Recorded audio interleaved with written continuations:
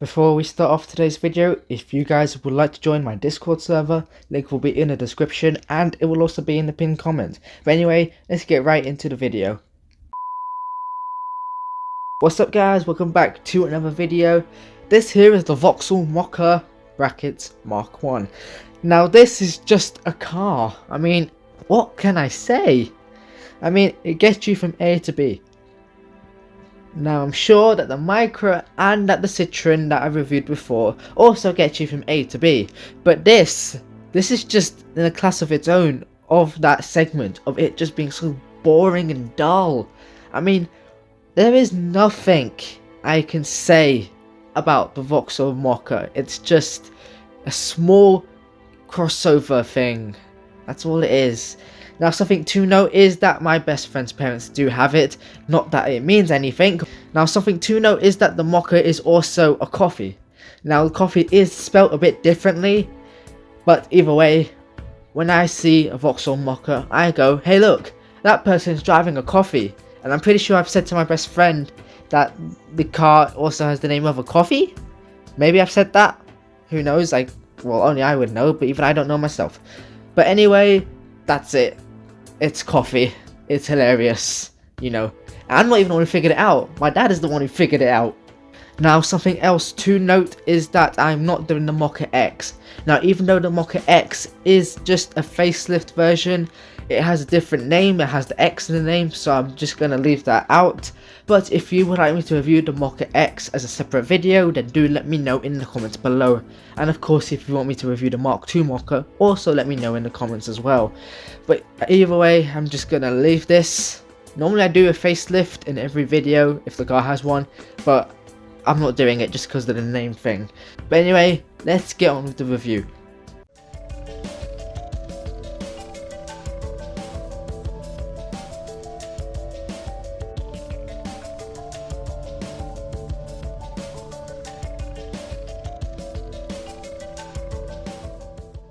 So, when it comes to the exterior, I really don't know what to say. This is just gonna be a struggle for me, honestly. It's a car, it's bland, it's got no design. I'm not saying it's a con, it's not an ugly car. You know, it's not a Beetle, a Multipla, you know, it's not one of them. But it's just a bit bland. Now, something I can actually note is that underneath the lights there is that black piece of trim. If that does nothing, what the hell is the point of it? It looks like bags under someone's eyes. You know, when someone hasn't had enough sleep and the bottom of their eyes are like black brown colour? It's exactly like that. This car has clearly not had enough sleep. And the rest of it, well, like I said, can't say anything.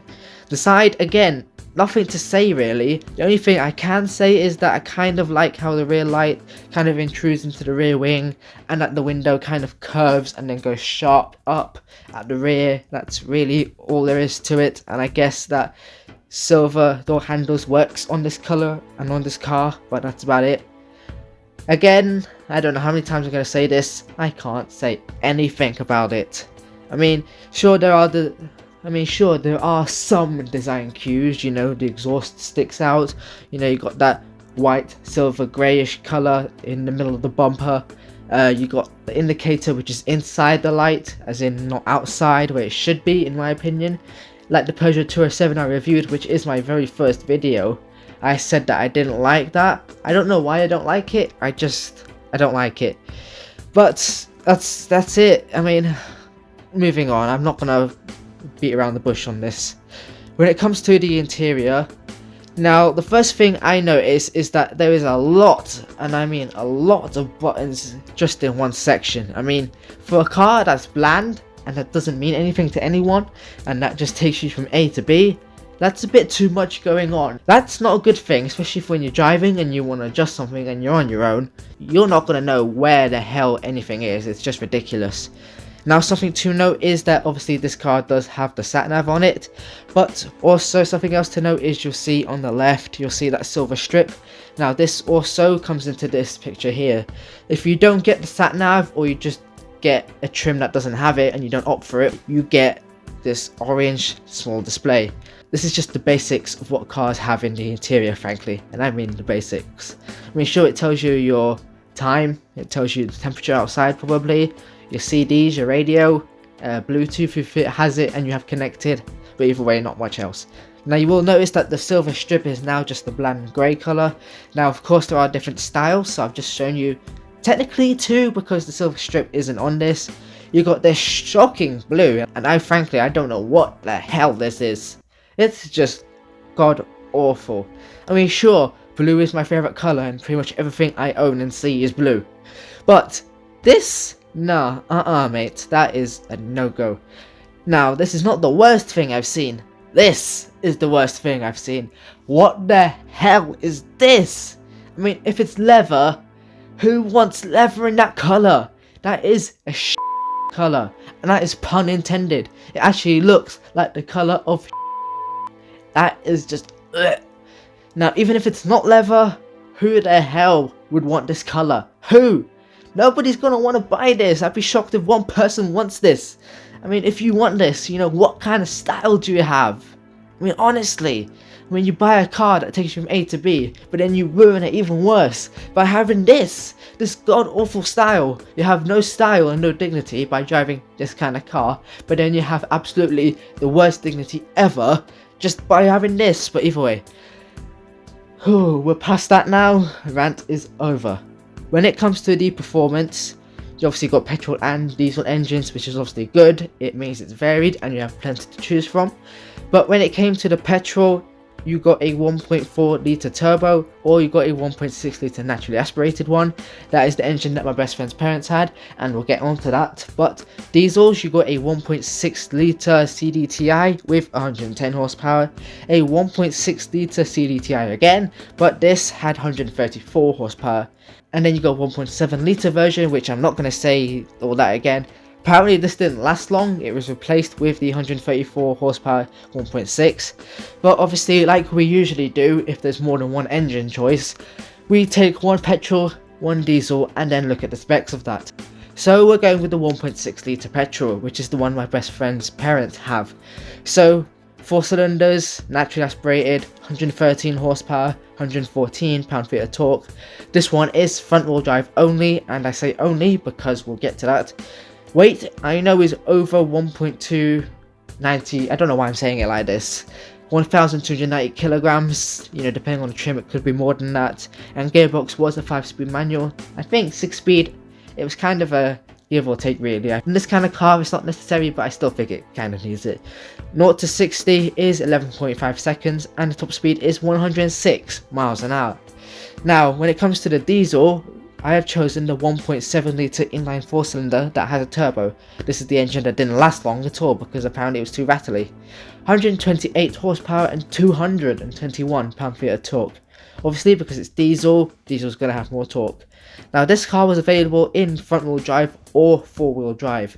Now I believe the 1.4 turbo also had 4-wheel drive, I could be mistaken, I don't remember when I looked at the specs. But either way, you can get 4-wheel drive if you want it or if you need it. Weight is 1,390 kilograms for the front wheel drive version, and for the 4-wheel drive version it is up to 1,455 kilograms. Gearbox is finally a 6-speed at a 6-speed manual, or you could get a 6-speed automatic. 0 to 60 for the manual is 9.7 seconds and 10.6 for the automatic. Top speed for the manual is 116 miles an hour, and for the automatic it is 114 miles an hour. God almighty. Right, when it comes to the practicality, the boot was 362 litres big, and that frankly, well, that was good enough. It is a very big boot, and obviously the load lip isn't that big, so obviously if you are old and you get a car this big, which I don't see why you would, or you even just got a bad back, then getting things in and getting things out ain't gonna be a problem, mate. When it comes to the rear seats, the leg room, well, that was a bit tight if you're on the taller side, but not everyone is on the taller side, so if you are a child, a kid, a baby in a seat, then frankly it's not that much of a problem. Headroom, well, that was really good. It was a very tall car, so 6-footers, knock yourself out on that one. When it comes to the handling, we seem to have, how do I put this, we've gone from lame to lamer with this. So obviously because it's just a car to take from A to B, it just well, wasn't much. I mean, sure, there wasn't that much body roll and it didn't fall apart, you know, it didn't collapse, but you know, there just wasn't much to it. You just drive it around. I mean, frankly, I don't even know why I'm saying this, you know, this is not the car that's gonna be thrashed around, you know, a B road. But something to note is that the steering does lack feel. Now, if you are a driving god, then yes, that's gonna matter to you, but if you're not, then frankly you will not have any care in the world. Now, of course, this car, obviously it was nice to the passengers, it was comfortable, but when it came to the bumps, it did kind of rattle and bump around quite a bit. You could definitely notice that. But is there anything else worth noting? Well, obviously, because it's a Vauxhall, General Motors, etc. If you're in Europe, you've got an Opel. If you're in America or China, you've got the Buick. If you're in Britain and America, you've got a Chevrolet version, which is slightly different in its own way. And if you're in Australia, you've got a Holden. So about a billion versions for about a billion markets available here. But what is the verdict? So the pros are, there are various engines and power outputs, there are different drivetrains to choose from, there is good headroom and good amount of boot space, 4-wheel drive is available if you do want it, and you do get different interior designs. Now, granted, the interior designs are absolutely but, you know, if you have no style, I mean no dignity, no anything, then frankly you go right ahead. When it comes to the cons, there are too many buttons in the interior, the trim under the lights doesn't look great, frankly it's not had enough sleep. The legroom for taller people wasn't good, so not that it matters much because, well, you know, it's probably a family car and the parents are going to sit in the front. Bumps can be noticed, the steering does lack feel, which, you know, it's not necessary, but you know, if you're a driving person, then, well, if you're a driving person, you wouldn't really buy this. But you know what, it lacks feel, and you know, others don't lack feel in the steering, so I'll just put it. And the exterior with 3 question marks, because it's so bland, I don't know what to say about it. But either way, that does conclude the review of the Vauxhall Mokka Mark 1 Pre-Facelift. Now, if you would like to subscribe to my YouTube channel, Type 1 is to build a ring of orbits. those are bloody lampshades, not bloody Dyson spheres. Wirelessly transfer the energy back to the home planet. A Type 2 is to build a bubble of satellites around the That's a star. golf ball. That's a golf ball now. Of the light, but not all of it. And a Type 3 is to completely swallow the star with a solid shell of matter. That's a disco ball. 100. Then I will leave a link to that in the description below. Shorts, normal videos, please join me, please. This is next week's car. If you know what it is, let me know in the comments below. Of course, speaking of comments, if you want me to review a car, then let me know in the comments. Also, again, if you want the Mokka Mark II or you want the Mokka X, or should I say the Coffee X, then you can also let me know in the comments below. But anyway, that is it, and I'll see you guys next week. Peace.